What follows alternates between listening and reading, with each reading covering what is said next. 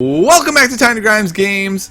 It's been a while since I posted a video, but I wanted to post a new series chronicling my first foray into competitive Magic.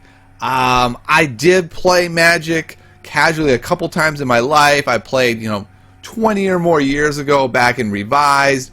I bought some packs with friends at times, and we played, basically playing Sealed and not even realizing I was playing something called Sealed.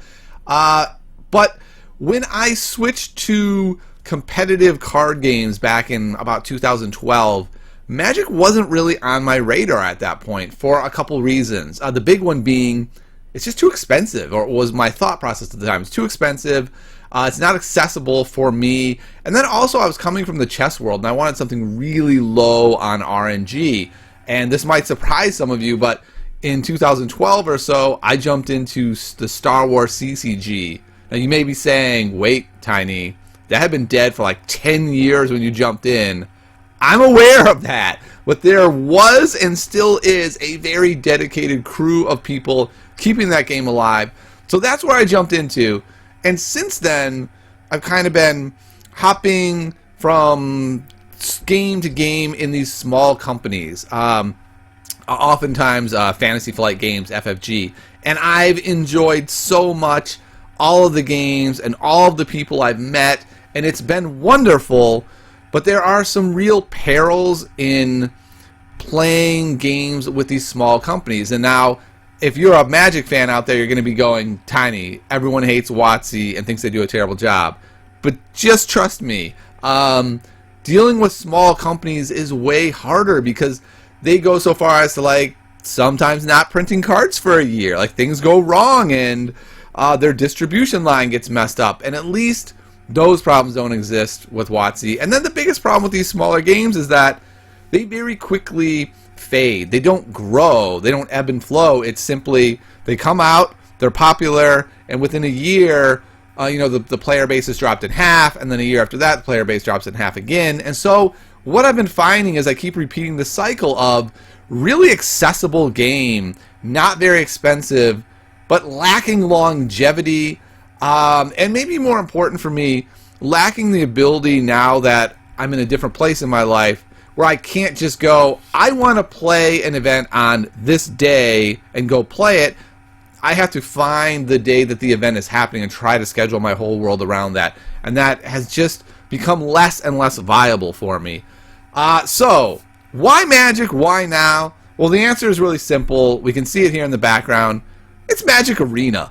I just picked up Magic Arena kind of on a lark, okay, I try all online games. I tried Magic Online years ago, and it was terrible for what I wanted, right? It wasn't accessible at all. They're like, here's a bunch of garbage cards. Now, buy with cash piles of cards to be able to play. And I was like, wait, what? I'm buying online cards with cash. I couldn't even fathom doing that at that point. So I didn't do that.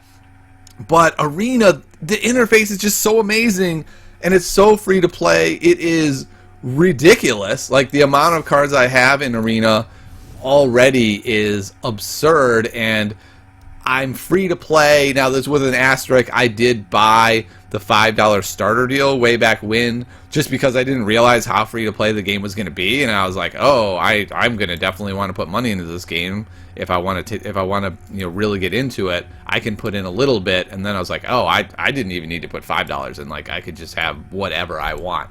I have a whole bunch. I have 23 rare wild cards, 16 mythics, 122 uncommons.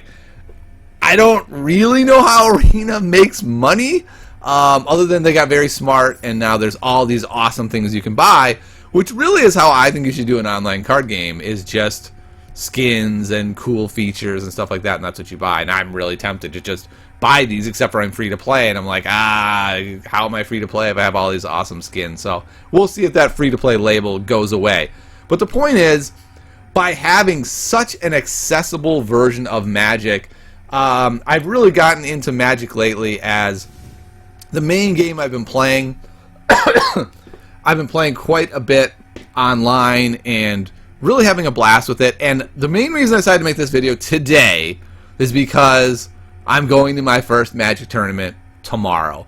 And the reason I'm going to play Mono Red is because, well, Mono Red's cheap. I had already bought most of Mono Red because there's a Magic Club at my school where I teach at, and so I bought all the cheaper cards in Mono Red, and I only had to buy a couple extra cards for this tournament.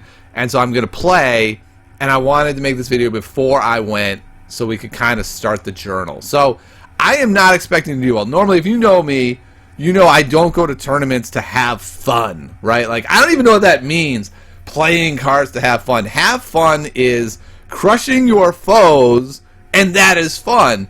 But I'm actually going to this Magic tournament assuming I'm going to do poorly, because this is a really big shop with amazing players that, you know, qualify for the Pro Tour and travel all over the world playing Magic, and they play at this store. This is their store. And so I'm going to get destroyed, but I'm okay with that. I'm always okay at the beginning of my time in games doing poorly. So this is the deck I'm going to bring. I think it's going to be fun. Mono Red is actually positioned really well in the meta right now. What's interesting about Magic is this is really the first time I'm taking seriously best of 3. I'm just not used to best of 3. I know it's going to sound blasphemous to Magic players out there. Every card game I've ever played has not been best of 3. And so I've kind of been playing a lot of my Magic Arena experiences just basically like playing Hearthstone. And let me just say this, Magic is way better best of 3. I know Magic pushes you into best of 1. You can play these constructed queue events and just grind through them super fast and get awesome rewards as best of 1. And it takes forever as best of 3 and the rewards aren't as good.